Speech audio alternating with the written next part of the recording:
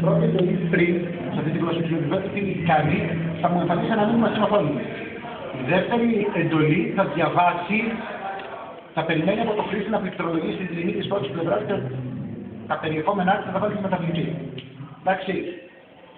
Το ίδιο πράγμα κάνουν και οι άλλες δύο εντολές για την επόμενη πλευρά. Άρα μέχρι εδώ έχω καταφέρει το εξής. Να βγάλω κατάλληλα μηνύματα στο χρήστη και αυτό θα μου πληκτρολογήσει τις τιμές των δύο πλευρών. Το επόμενο πράγμα που θέλω να κάνω είναι να υπολογίσω το εμβαδόν. Αυτό το κάνω ως εξής. Η μεταβλητή εμβαδόν θέλω να πάρει τη μισή τιμή, πλευρά 1, επί, το αστεράκι χρησιμοποιώ το πολλαπλασιασμό, πλευρά 2. Γιατί έχουν τα κενά. Γιατί ανάμεσα στα πιθανότητα να δουλέψει και πότε στα κενά. Αλλά σίγουρα με τα κενά δεν κάνει τίποτα. Ο μετακλωτιστής της γλώσσης υψηλού